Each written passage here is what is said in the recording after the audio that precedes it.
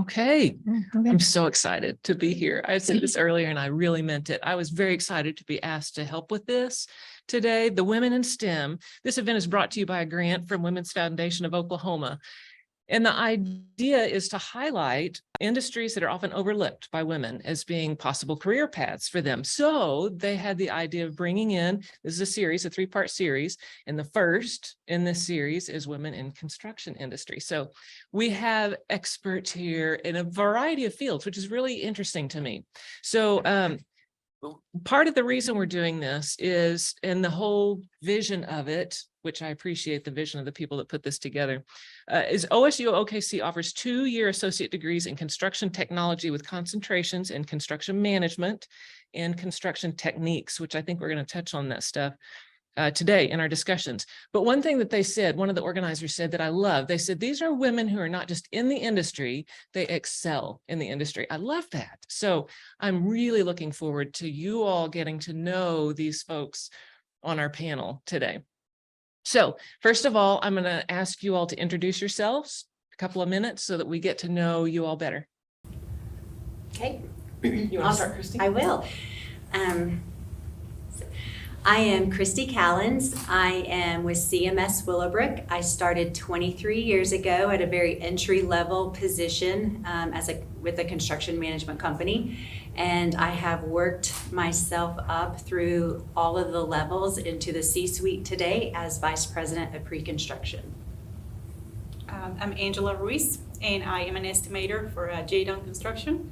I am originally from Colombia, and I moved into the U.S. About 14 years ago. And it has been a really good experience to get to escalate that career in another country. So it's a very different, unique opportunity. Howdy, I'm Kat Disney. I'm a union pipe fitter foreman for Goforth Plumbing and Mechanical. I've been in construction for almost 20 years, 18 as a pipe fitter, the last 7 as a field foreman. I have 2 tiny dogs, an 11-year-old at home, and I like to do anything that I can get into on the weekends. I'm Brittany Motes. I work with Smith & Pickle Construction, currently as a project engineer. I currently go to OSU-OKC under their construction management. I graduate this year, May of 2023. I started off as an architectural drafter, and I'm working my way up to try to figure out what I like in the construction industry. I am Ashley Alsby. I am one of Dolisi's many mixing truck drivers. I have a Class A CDLs with tanker and hazmat endorsement, and I have been working for Dolisi since October 4th of last year. And I am very excited about this opportunity to share with you guys. Wonderful, thank you. So now that you all have a basic idea of who these folks are, we're going to get into, we'll start with a softball question. The first one's easy. And then we'll get into some others so that we can get some perspective, your particular perspectives on this to share with others. So first, what inspired you to pursue your current career, and how did you get started in this industry? Who wants to go first on this one? I'll go first. Okay. Money. I wanted to get paid. I wanted to get paid well, and food service was not for me, retail was not for me, and I just kind of got a extremely entry-level laborer's job, doing what I was told, whatever that happened to be, and I started to learn things from there and grow, and I decided that I wanted to enter into like the skilled trades market to expand my knowledge base and do some, have more of a focused career path than just laborer. And once I entered into the skilled trades, it's just door opening after door opening of different avenues and possibilities that I could take, ways I can grow, things I can, learn, work towards, move up, move sideways, pretty much, the world is your oyster as far as the construction industry goes. Great, thank you. Angela?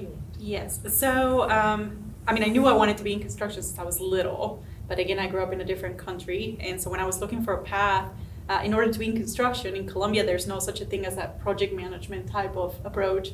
So if you wanted to be in construction, you either had to be an engineer or an architect. So I decided that the architectural route sounded so much more fun. So then I moved to this country, and it turns out that there was a project management route. So back in college, I had a professor that had spoken to me about estimating, and that, I mean, let's be honest, when you're really young, that doesn't sound like the most fun path to take. You don't want to be in construction and sitting doing numbers. So later in my career, I got an opportunity and I met a really, really good team, and it offered me the chance to do estimating as part of construction, and I think it's been like the best fit. I think it's been more inspirational ever since I joined this team to be in construction, that the image that I had back when I was in college and I thought construction would be like. Thank you. Okay, I'll go next. So it was really by default. So when I was a little girl, I knew I wanted to be a teacher, or I wanted to do interior design, because, that's what little girls are told. That's what you're told as a little girl, is it's what you're going to be when you grow up, as a teacher or something like that. But anyway, ended up getting my degree in interior design, but I married very young, and my husband's job took us to a county in Oklahoma that there was no interior design jobs. So I worked in retail, and like you, retail was not for me. I didn't like it. I didn't want to do it, and the pay was terrible. So I answered a job in the newspaper, and it said design, preference, preferred. I qualified, right? I had an interior design degree, so I sent my resume in, had no idea what it was. Well, it was a construction company.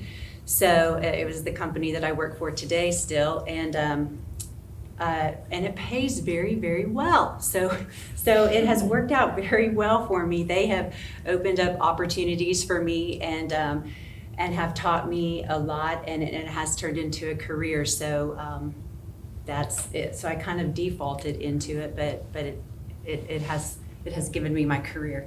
And how many years have you been? Oh yeah, 23 Yeah, years. so I guess it worked. Yeah, it worked out well. Yes. How about you two? Well, what inspired me, I love driving. I've been driving since the age of 3, not really. I've had a couple grown-ups had me drive, how you are when you're a kid, you want to drive, but it's, what really inspired me to drive trucks is ride along. I've ridden with a couple of friends that have their own trucking company. Not only that, but my cousin, when I was younger, he passed away. His car went under a semi-truck.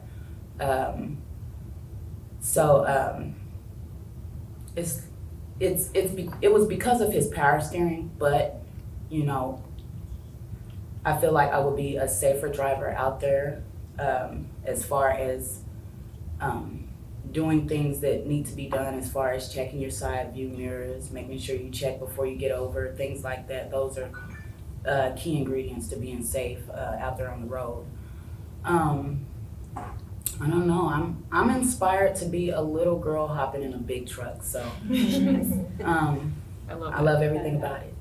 That's awesome. Brittany. Well, my experience is a little bit different. I grew up with construction in my life. My dad he is currently a roofer. He started at the ripe age of 14 years old as a roofer, and he is now a kind of a all-around handyman. He dabbles in plumbing, mechanical. The only thing he does not touch is electrical. He said he does not want to be in the Sparky's way. So he does not touch that. My little brother is now an iron worker for the union.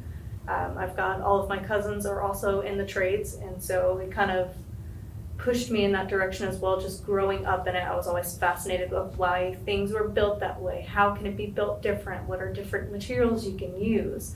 And so I started looking into engineering. And while growing up on the lower end of the pay scale, you don't have quite options to go to the higher skill schools that cost $60,000 to get your engineering degree. So I looked into options. I found OSU-OKC, found out that they had an associate's in construction. went first towards drafting, which is what my first job in the construction industry was, as a drafter. Loved it, and I decided that even though I loved drafting, I wanted to broaden my horizons of what was out there field-wise and just all around. So then I switched to construction management. So that also opens your doors more. You can be drafting, you could be pre-construction, you can be in the field just because of that broadness. And so now I am a project engineer at Smith and Pickle Construction. It's different than a design engineer, but it's in the realm of engineering. What is the difference between those two? So I don't design anything. I don't have the capability to design anything. I help project managers ensure their project is going in the right directions. I help get quotes. I check job sites almost daily. So I'm on the field every single day, whether it's for an hour to 2 to almost the full day. I talk with all of our subcontractors. I've got really good relationships with all of our subcontractors. I also help with just keeping everything on track as accounting wise, also scheduling and stuff like that. So it's the basics of project management without having the full on responsibility of a manager. Okay, great. And that, Brittany just described a day-to-day kind of thing, or what a typical day in your work life looks like, it sounds like. What about the rest of you? What does your typical day look like? Christy's laughing, so I feel like we have to hear this. No, I thought about this question, and I only have 2 words. I guess in my position, just being as a vice president, because I have a lot of responsibilities and departments and employees and clients and contractors underneath of me, the only thing that came to mind is just resilience and adaptability, because it's different every day. So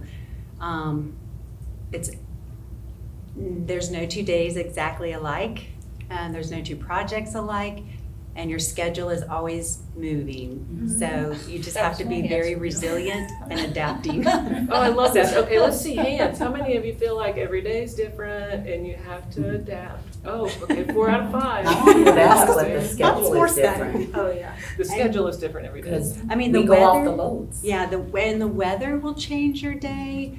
Oh, yeah, definitely. Your day, you just have to be adapting. Mm-hmm. So Ashley, you were saying, Off the loads, we get orders every day. And they calculate the loads off of how many drivers we have and what time we need to show up, what time the load needs to start, and what time we need to start delivering. So there may be days where we have to come in at 2 a.m. or at 3 a.m. or 12 at night or fast track, you know. so it's not an 8 to 5. no. Oh, no. We're the lucky ones. So yeah, it's basically we have to adapt it every day, like weather, the number of loads, you know. But with us being scrupulous and diligent, our plans were coming to a full fruition. I think so. Very good. Okay, and then let's hear from somebody about your day-to-day. So it's funny to hear when people says, it's a moving target for your day, because, I work for a large company. It's a nationwide company. And I have a large team that we work together, so we're all same responsibility-wise. You can always team tag. So I think that's a whole different game for me, because I can schedule my day in a routine, and I am a routine person. So I can schedule my days in a routine, and if anything goes out of that routine, you can always count on your team members to pick it up. And I think that's what makes my days. I have a 10-year-old that's got his own routine, his own plan, and I think it allows me to continue that routine. Having a team that's always there to help you definitely makes a difference. But I think it is working for a large corporation definitely makes a difference on having that available to you. The changes during COVID where you were able to work from home, what I do is numbers. So the weather is not going to do me any issues. So that allows that as well. It allows me to schedule classes or schedule outings or take my child to a soccer game and go and attend the recital, because you have that team that you can just plug in and out just being organized. But like I said, the outside factors don't have a whole lot to do in what I do. I mean, like worst case scenario is a delayed delivery by an architect, right? The Friday night dropping plans. So that didn't happen until Monday morning. So, but things like that is like worst case scenario for me. So you were the one that said you don't feel like every day is different. So what do you and your team primarily do each day, would you say? So we use lean approaches. So we have a Kanban board and we're all together in it. So we all know what we're all working on. And because of the nature of what I do, we can plan it ahead of time. We know when things are arriving, when the deliverables are expected. So if everybody is aware of what you're doing, basically you can put your name on what you're doing. Worst case scenario, I send you a message, say, hey, I know this says by Tuesday, but I can't can anybody pick it up. So it will still happen by Tuesday, but somebody else will do it. So I think that's what keeps the days running all evenly, is having that communication and having those lean tools that will help you stay on track. Thank you. Kat, how about you? I would say a typical day, but since every day is different. Yeah, What every day's might one of your different. days One look day I like? could be on a roof, the next day I could be in a ditch. If it's raining, I get wet. I try to avoid that as much as possible, but if it's hot outside, I'm hot. If it's cold outside, I'm cold. And as soon as I get the air conditioner running, I have to leave and go to the next job that has no HVAC yet. My days, I'm usually managing manpower, subcontractors on site, dealing with materials, orders, making sure that the job goes along smoothly the way it was designed, and by manufacturers, install instructions, things like that. But yeah, there's not a typical day. I could bounce on a few different jobs in a day sometimes as well. So you're in the pipe fitters union, Yes. but it sounds like more of your tasks have shifted to management rather than actual installation, or? Well, and I wear a few hats. The foreman position is, it's typically managing of manpower and, facilitation of the job. The company I work for does, we'll say mid-level size construction projects that they're not, the great big hospitals, but we do a lot of schools, churches, some hospitals, but not the whole structure. It would be like a remodel or something like that. So when I have time where I'm not managing, people or material or something like that, I'm not on Facebook. I'll get up and work with tools for a little while, but, so that's part of why it's kind of an ADDer's dream, y'all. In a nutshell, because everything's a moving target, You get the variety. Yeah, because you could say managing manpower, well, that means managing personalities as well, which I think is something that women bring a lot of experience to that aspect of construction, is not just the communication like you were saying, but also managing those personalities. And yeah, there's going to be one or two that there's nothing you can do. You just can't you're not going to be able to get along with them. But the majority of the people in the field, at least in my experience, respond very well to having a woman on a job site, because they're not used to it. Interesting. So you think that makes a difference that they're not used to it? Makes it better? Usually they're on their best behavior, at least for a while.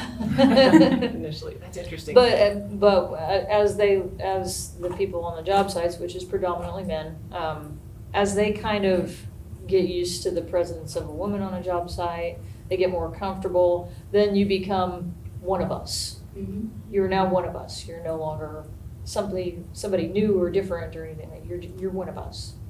So I'm going to skip to another question that you kind of brought up with that. What do you think is good about being a woman? And you kind of touched on that. I'd like to hear from the others. What is a good thing about being a woman in your career? If anything. Maybe that should be the first part of it. Brittany's smiling. But Ashley, what do you think? You were nodding with Kat smiling, so. Well, my favorite part about my job is showing up at a job site and it's a woman. And I get out the truck and they're like, oh God, I hope she knows what she's doing. I'm like, don't worry, I don't. No, no, I'm kidding. It's a good feeling because they watch you. They're trying to see, is that too heavy for her? No, I eat greens like Popeye. You know, I'm pretty strong when it comes to, you know, my job. It's not a super heavy duty job. It's basically, you know, the heaviest thing on my truck is my chutes. The chutes that we have to put on the back whenever we have to extend the chutes when they have a further job and we put our chutes on. That's the most lifting we do all day. And when I lift that chute, they look and they go, is she gonna stumble or anything, or does she got this? I've got this, you know. And it's a good feeling. I You like just proving love yourself. my job. It's amazing. It's the best job I've ever had in life, ever. That's why I'm here, and I'm still here. I've been here since last year, and I think that's a great deal because I don't usually stick around. You know, I wanted to find a job that fits for me, and it does. Some days I wake up early, and that's okay because, hey, you gotta go to work early. You might as well get all the way up. So, I mean, What about some others of you? Yeah, I was gonna say, I think the value of a woman too in construction is a lot like what both of you said too, but we can harmonize all the personalities on a team, you know, and there's a lot of teams in construction, and we're very good at building relationships, and we know that it's all about relationships in our industry, because we can't move forward without those relationships and even bringing in those contracts, and we do that very well as women. I think also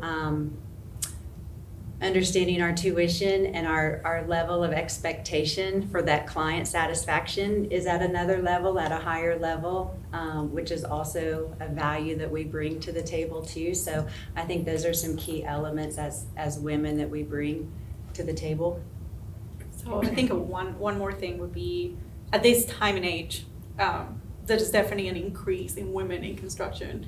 And I think a very important point is how much we're doing to pave the way for more women. And I think that has been probably like my number one. I have a lot of support from my team and family.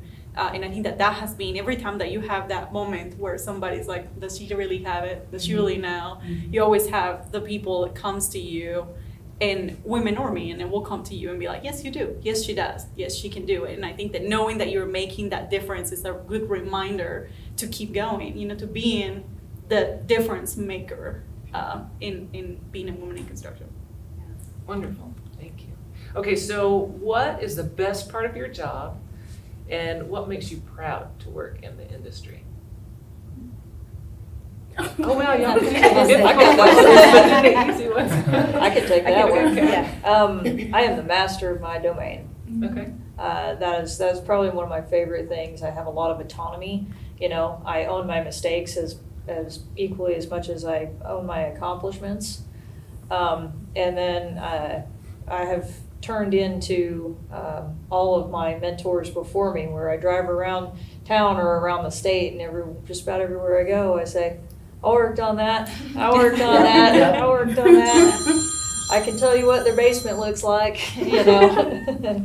And that's extremely satisfying, you know, without going into detail of the things I actually do. How it affects me personally is in those two ways. Seeing that finished product and showing it off. Sounds like. I show my kids all the time what I've built, and I say, your mom built that. I mean, I may not have put the brick on top of the brick, but I brought the concrete. So I'm a part of something, you know, I'm a part of a project, and I'm always happy to point out things to my kids like, yeah, they're gonna have that up and running in no time, and it's amazing, you know, to You're a watch part of everything it. come to full fruition. I think the best part for me, it's just the people, it's our culture. It's the culture, it's the people that I work with every day, because we've talked about our teamwork, right? And you spoke about it too. It's the people that have my back. It's the people I can rely on, and I know that they're not going to fail me, or they're not going to, just throw me out there and leave me hanging either. So, and we have a lot of fun. I mean, we have a lot of fun too. So it's our culture. That's the best part of it. And then I think the second part of your question, I think what I like too is when people ask me, hey, what do you do? Like, what's your career? Their expression when I say I'm in construction, and they didn't see that one coming, because if you didn't know me, and you weren't in the industry, they didn't see it coming, and I like that, because it's breaking barriers, right? And so when you grow or expand somebody else's mind and you break that barrier, that's like the best satisfaction of just continuing to help people grow and grow their mindset. So Wonderful. Yeah. Any other thoughts on the best part of your job? I'd say my best part of my job is being able to go from seeing how a design they're thinking it's going to be built and how it actually needs to be built. Because everybody knows if you're in construction, nothing ever goes according to plan. There's nothing you're doing that's going to go exactly how the plans say. So being able to see that difference between, okay, this is how they designed it, but this is how it actually works in the field, that's my favorite part. And that's also a part of why I also love drafting, because you can start off with your plans, it gets built in the field, they come back to you with the concerns or how it was changed different, and now you can apply it to new designs that are coming in that are similar but also different to what was previously done. And then touching on the teams thing, I don't really have one set of a team that I work with daily that's the same. I work on multiple projects, so my teams vary. So of course their personalities are all different. So you've got to kind of, each project I approach with my teams, it's different. So one, I might start off with talking about, oh, how's your family? How was your weekend? And then we get into the serious stuff. The next one, we jump straight in because they're that straight type of person. The next is, okay, well, this is looking great. I love how this is done. These are other aspects that need to be probably a little more attention to. And then that's when we talk more about the personal things, and that's how they like to operate. And then I also like to get to know my field guys, because they are the ones that are building the building. Yeah, I'm here, I'm helping you manage and getting the material that you need, but you're the one that's out there day to day, putting in the actual labor, the physicalness of it to put this together for everyone. So I try to connect with them as much as I can. I've heard relationships in more than one answer is a key part of it, and the team, but Oh, and absolutely. communication, different types of communication. So I find that interesting. Okay, what challenges have you faced along the way? And we can be more specific with this, but I'll just toss it out there and see if that. I feel it's like the stereotyping. That was like the main one for me. So I come from a different culture, completely different background, and I didn't have that challenge. That was a non-existing challenge. So when I moved to the US, I think that was the one that hit me the hardest, was you were automatically, and we're talking 10, 12 years ago, you were automatically not that knowledgeable because of the stereotype of being a female in construction. And first there was like a disbelief for me that was even a possibility, but finding the right people, the right team members, and enjoying what you do definitely builds that confidence for you to say, yes, I know what I'm doing, which is just really the first step of it. And then knowing that you have your mentors and your supporter where you can go back and say, hey, what is the best way to approach this? Because it's the mentality that's hard to break that barrier from the mentality. So that was probably always a challenge that comes back, and it's different from person to person, from team to team, from client to client. So you have to have a good people that helps you with that specific challenge. But it is definitely the stereotyping of, for being a female, do you know what you're doing, and can I have somebody else validate what you're doing for you? So Not just your own actions, but it has to come from other people too. Correct. It sounds like, okay. And I think I heard something similar to that. What are other challenges that others have faced? Yeah, Christy? I had two biggest challenge looking back over my 23 years. Raising a family while balancing a career, right? Because I was building a career while I have 2 boys. They're grown now. They're grown adults. But my husband and I were both full-time. We both worked full-time careers and both worked outside of the town that we lived in. So raising children and having full-time careers and balancing those. So that was a challenge. And then also learning to say no. And I'm still working on that one, but that one is really a challenge because as a female, you want to say yes to everything, but that really fills up your plate really, really fast, and it really becomes overwhelming. So that's a challenge as a female. Other challenges you all have faced? Sometimes the time can be a challenge. You know, you may get off late, around 7 or so, and you know, the rules are, you know, as long as you got 10 hours off, you can clock in at your normal come-in time. And you know, sometimes your eyes are a little sleepier than normal, but that's the most less challenging. As far as when it rains and you go to a job and you get stuck, that's not my favorite part, but I learned from it. We have this deal where we get our paperwork signed before we even pull on to the job site, get them to sign the red line. That way if we get stuck, they'll be liable to get us a record in there. But I've been stuck 3 times, and I feel like the last time should be the last time I got stuck, hopefully it's my last time, because it was my tires were so far in the mud. And I think this day my boss had came out. You know, when the boss comes out of his office, this is serious. And so yeah, we had to talk about it, and I was telling him, I said, I thought the ground was dry. It looked dry from where I was sitting, and it was like as soon as I rolled over on the grass, it was like my truck started sinking, and bad day from there, bad day. I hate getting stuck, but it's been a while, so I'm thinking I learned my lesson. Yeah. You know? Learned from it, moved on. Now, you mentioned the variability of your schedule, how that's a challenge. Is that more about fatigue, just physical fatigue? Fatigue, yeah. Does that affect family life, your personal life in any way as well, or is that just kind of a thing that it's Yeah, mostly it the affects, physical fatigue? it affects, I don't feel like it affects Okay. anything, but my family probably thinks it affects our family life, because when I get off work, I want to take a shower, go to sleep, you know, and grab something to eat, you know, and do it all over again the next day. You know, I stick to my schedule, that way everything will run smoothly. Yeah. You know. Okay, thank you. Other challenges that you haven't shared yet?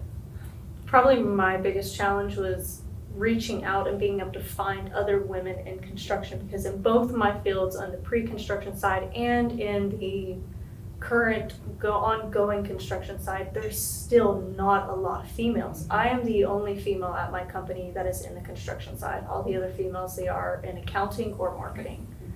And so when I reach out to companies, they're like, oh, well, who's the project manager or who's leading this? And I'll say, well, I am. They're like, okay, well, who's above you? Oh, wow. Or I've also gotten, when I've walked out into the field, they'll whisper, like, who's that? And they're like, oh, well, that's our intermediate project manager. And I'm like, well, why is she out in the field? Shouldn't she be at her desk? I've gotten that a few times. It's kind of, when you hear that, you kind of just look at them and say, this is also my job site. I can be here if I want to, and you do not dictate that. It's mostly my first, they attacked me, so I kind of want to attack them back, but you gotta kind of take a breath for a minute and just be like, okay, well, you have a job, I have a job, that's what I'm here to do, kind of deal. So has that been effective, do you think? Does that overcome that challenge well enough, or is there still work to be done on the other side of it? There's still work to be done. With the people that I do have pretty good relationships with out in the field, they do tend to stick up for me a lot. Like a lot of them, they are around my age as well, because I am currently 22. I'm still in college, working full-time and in college full-time. So that's already hard enough. getting off work. I work a 7 to 5. So get off work, I get home, I take care of my dogs because I have 4 dogs. I don't know why I did that to myself, but I have 4 dogs. I take care of them, I take care of myself, and then I do homework till about 11 to 12 o'clock at night, and then I wake up and I repeat that Monday through Friday. And then my weekends are still full of school because you can't get school done all throughout the week. And so that's also a challenge because you come to work tired, and then but you're still expected to hold a higher level than what they hold the men to, because you have to, sadly, you still have to prove yourself that you're capable of doing what the kid who also just graduated college can do. And so you have to balance that. And so with the guys in the field, they do tend to, if they hear something, they're like, hey, that's not cool. You need to stop talking about her like that. Or it's, you actually haven't met her. She's pretty cool once you get to know her. She's not going to be stuck up or anything like that. Because that's when they see me, that's their first thought. Oh, she's a blonde. She's going to be stuck up. Like, I'm not a natural blonde. I just dyed it because it was fun. I just wanted to dye it because it was fun. And so it's like, you do get that stereotype of, okay, she's a woman. She's not going to know what she's talking about. And then based off your looks, oh, she's automatically going to either be stuck up. She's not going to know what she's doing. Because I do tend to sometimes wear like thick-heeled shoes. They're not more than like 2 inches sometimes. But most of the time I'm wearing my Converse or my steel toes. But when I do wear the heels, that's when they're like, oh, they sent the office lady to come check on us. So Interesting. And you mentioned in that response, you weren't able to find a lot of mentors that were women in the industry. So how do you deal with that? I know a couple of you at least are members of NAWIC. Do you want to tell us about that, those of you that are involved? And do you find that that's one way to help with that situation? Well, I'm new to NAWIC. I've been with them for almost a year now. And this is NAWIC is, you want to explain? North American Women in Construction. And it's an organization of women in construction, and they do social outreach, they do volunteering, they do events like this one, various things. A huge aspect of that is the networking. Like you said, it's been really, really difficult to find other women in construction. You know, each of us holds a position at a company at a different level within the Oklahoma City area, and this is the first time most of us have met.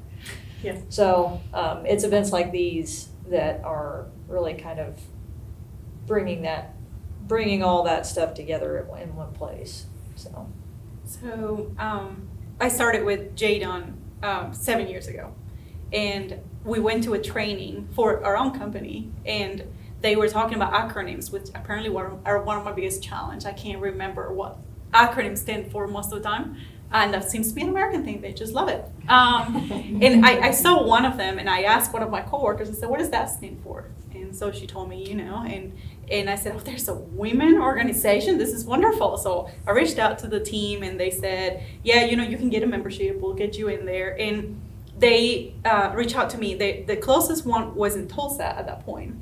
So I met with them. They had a forum coming up in Dallas, and my company said, sure, go ahead. We'll sponsor you. Just go see how that goes for you. And then from there, they send us to their national conference in Orlando. So that networking went, pretty fast to the nationwide. And so I was talking earlier about the stereotyping and how, you call somebody and just like them, so, can I talk to your manager? So that networking, what has helped is every time I do pricing, I do estimating, and you have a contact everywhere now. I know, and if I need something, I can reach out to Kat, be like, I know somebody that's going to help me there. So it's been really, really good. I think it's helped everybody career boost, and it's that networking, and it seems like, the more you sell that possibility to network and that possibility to find you a mentor, the more you open the career possibilities for more and more women. At least is what I've seen in 7 years. I think we went from 9% to 17% in women. And at least that's what I've seen in the statistics. I will think, I'll be willing to say that there is more than that at this point. And I think it's opening that possibility to recruit more women into the industry and connect them with each other. Wonderful. So let's see, that brought up another question I had for you all. There was some idea that it would be helpful to discuss Did you all ever feel inadequate compared to others with more experience when you first started in the industry? Oh, absolutely. And how do you deal with that? That's a really tough subject because you constantly, somebody will ask you a question, and if you don't know it, you kind of have to tell them, hey, that's not in my knowledge base currently, but I know somebody that can help us with it. And they're like, okay, well, I just want to talk to them from now on. So it's like, okay, but I might know other questions you have, but just the specific one, I don't currently know. But if I talk to somebody and they explained it, I'll know for next time. And so it's when just stuff like that is what kind of gets you as a woman. And it's because I do currently work with all of the guys in the office. They all have 6+ years of experience versus me, who's just starting off in construction management. Like I have drafting experience. I have residential experience. I did some stuff with Habitat for Humanity. So I have stuff like that, but it's not more of the scheduling, budgeting, and stuff like that I don't know. Has anybody else dealt with that? Do you remember? So Grace, I mean, I have an awesome manager right now. He's been stuck with me for 7 years. And he sat down with me once and I said, I don't know. And he goes, I know you don't. But how are you going to figure it out? And I think it was nobody was born knowing everything. So yes, there will be people that will tell you, well, you don't know, so I want to talk to so-and-so, or I don't have that relationship with you, I have it with Christy, so I want to call her. And then my immediate one is going to be, you don't dare answer the phone to this guy. You are going to call him and tell him to call me back, because I want to grow in my career as well. Mm-hmm. So my manager says, eventually I want to retire, and that possibility is you. So if you don't get there, if you don't give grace to yourself, if you don't work on learning and let other people take that possibility away from you, then somebody else will take the possibility and become that person. We all age, we all learn with time. So it's just grace. I used to have the issue of saying, oh my gosh, but if I say I don't know, then what are they going to think? They're going to think that I don't know, and I'll learn eventually. At least I have to convince myself of that. And so time has come, and I've definitely learned a lot more, but it was definitely struggle more when I was a little younger, but as time has gone on, but having the right support that reminds you that it's okay if you don't know, because you will get there. I will say that definitely grace. I like those words of advice. Anybody else have that experience that you want to share? Go ahead, Kristen. No, I was just going to say, I think because, I came in by default, so I didn't know anything about the construction industry. I was really taken under the wing by a female, which was very not the norm. I did have a mentor female in the construction industry that was in our company, and she kind of took me under her wing, and she taught me everything she knew in pre-construction. But then I did go to the field because I didn't know what I wanted to do either. They opened a lot of doors for me to see, did I want project management? Did I want accounting? I didn't know. I didn't know what I didn't know.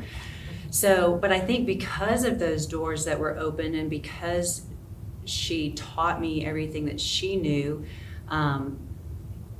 it led me to where I am today, because I do know the accounting side. I know our human resources side. I know how to read plans because I worked in the field for a while. So I think that's what led me to be in the position that I am today. And even though I don't know the estimating side of it, because I don't know that technical side of it, I know enough of it to say, they're in my department, I'm still responsible for them, but I know enough of it when I'm at a table with my client to say, you know what, I have my estimator here, just let me get back to you with that. So I have enough of that respect from the industry that they just trust us. So and they trust me. So I've never been in a position, back to your question, to ever have my knowledge questioned or my authority or anything undermined. So maybe I've been blessed. Yeah, lucky. Actually, Well, you can't open new doors with old keys. It's just not gonna happen. I am the only female at my job. I'm the only girl up there. And I used to get a lot of havoc from the guys up there. But watching the ones that's experienced and that's been here for quite some time, those are the ones that I pick up from. As far as duties around my truck, how to keep my truck in good shape and order, that way it lasts long. Even though my truck is beautiful, you know, you still have to keep up with it, you know. It's like a hot rod. You have to wipe it down every single day, you know. And I'm glad I got a chance to be under Dolisi's wing, because, you know, you don't want to leave before the miracle happens. You know what I mean? Good, thank you. Okay, I think the next thing I want to ask, maybe a two-part question. So if you could go back in time, what is one thing you wish you would have known when you entered this career? And then the other part that I would say, I want to hear your advice to women who are considering going into the construction industry, but you can do this separately if you'd rather. But I'll repeat that. If you could go back in time, what is one thing you wish you would have known when you entered this career? Okay, I can wanna take go that one, first? yeah. I wish I would have known that I am the master of my domain, you know? How long did it take you to figure that out? Oh, what day is it? Yesterday? No, I probably figured that out around the time that my apprenticeship ended. So I'd been in construction for roughly 7 years. I didn't have any female mentors. All great male mentors. I don't want to diminish their impact, but they definitely have run across some things that I run across things that they don't have to deal with, you know. But if I could go back in time, something that I honestly, I probably wouldn't change anything, because, you know, I didn't know what I didn't know. Yeah. You learn and you grow as you move forward in life and experience and learning. I'm sorry, what was the second part of that question? The second question, well, I would like to hear your advice for women who are considering going into the construction industry. The short version is do it. Mhm. You know, when I got into construction, I didn't really have a direction. Like I said, I just wanted to get paid. You know, I had kind of a art interest and background. I can do math. My art is better. And I know that the construction, especially on the trade side, they really focus on math, which is excellent, and that's wonderful. But the art aspect of it, of being able to see things that aren't there, is invaluable. So, you know, when I went to construction, just kind of ended up in construction and found out, oh, this is where I'm supposed to be. So how did you find your path? You said you didn't know it at first. How did just trying different things until Yeah. you ran across what worked best for you? Absolutely. Okay, good. Who else wants to talk about if you could go back in time? My advice would be, well, I wouldn't want to go back in time. I'm with her on that one. But my advice would be, don't give up before the miracle happens. Anybody can do it. If I can do it, anybody can do it. Okay. Okay, if I could go back in time, I would have more confidence, you know, in the beginning, and I would have spoken up a little bit earlier, because I kind of took a back seat and just kind of rode under the cuff a lot, right? And I would have negotiated my salary better, you know, because women do probably get paid less than men in this industry unless you speak up and ask for it. So that's what I would have done at a much earlier, if I could tell myself, my younger self, that's what I would have done.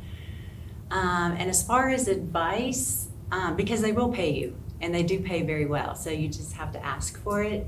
Women do. My advice would be my advice is we definitely need women. Women belong in this industry. We really do, because we have value. And there are so many different career paths in this industry. And there's so many, there's design, there's lighting.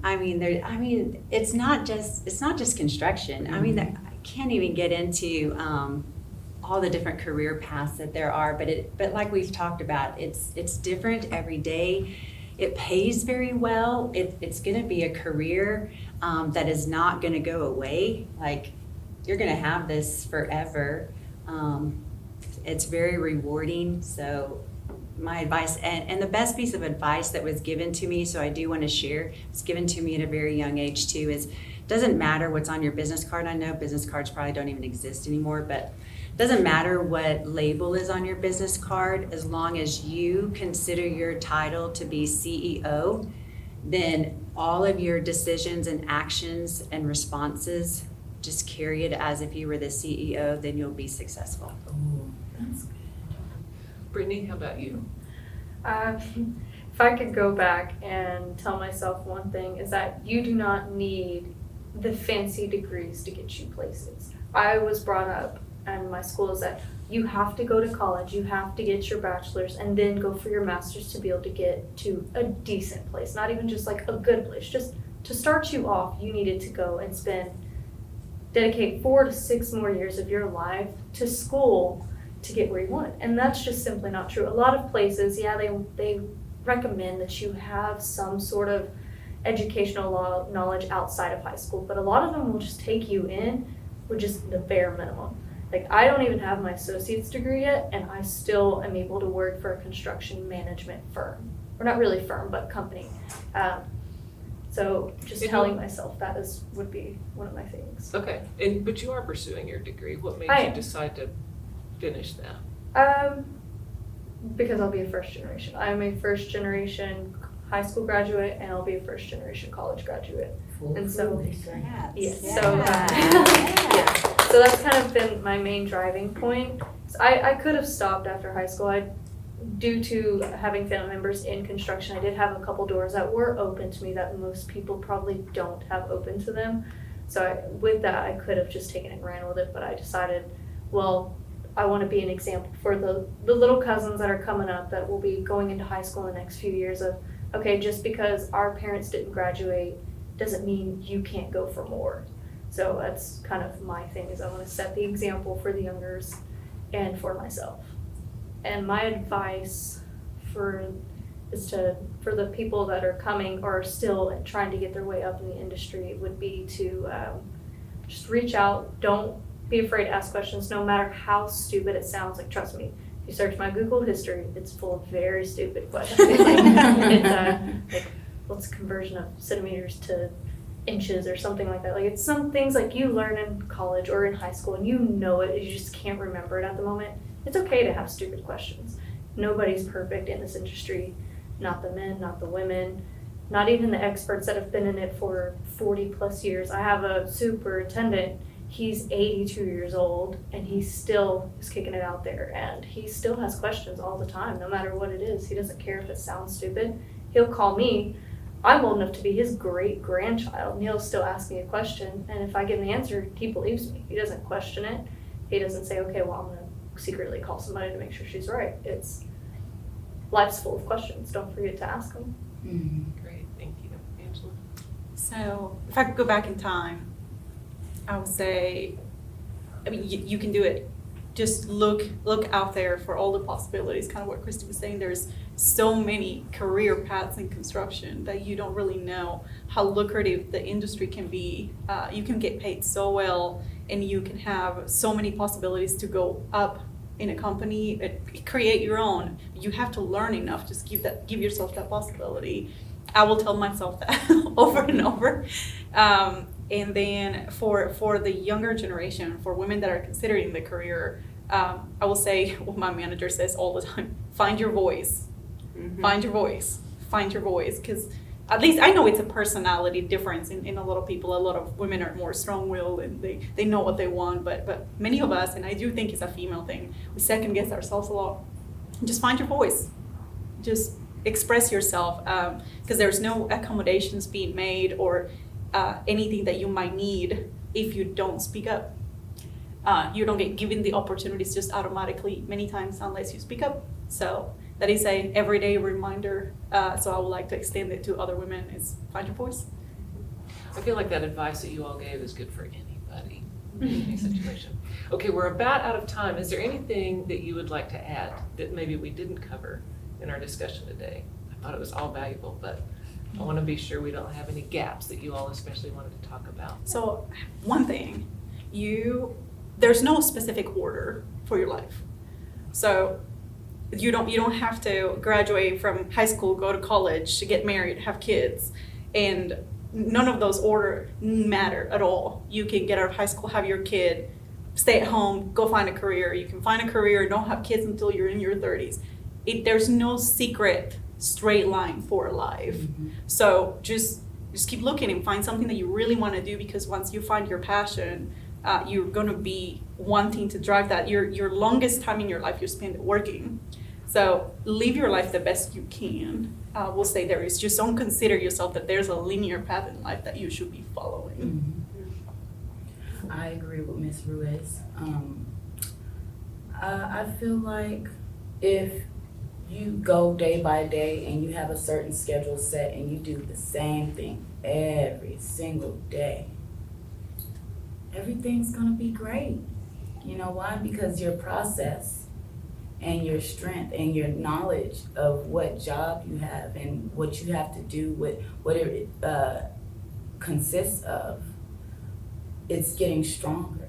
Whether it's you being trained in a different area or you starting something new, you know, it's all about what you do today. And are you gonna do tomorrow the same thing you did yesterday? It may not be the same thing, but you might have the same schedule. And that's what brings your career to full fruition. Brittany?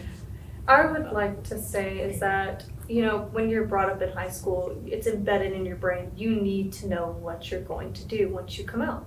You have to do it. It's started from when you're in elementary school. It's, oh, what do you want to be when you grow up? And you need to stick with that. Well, that's not how the real world works. Mm-hmm.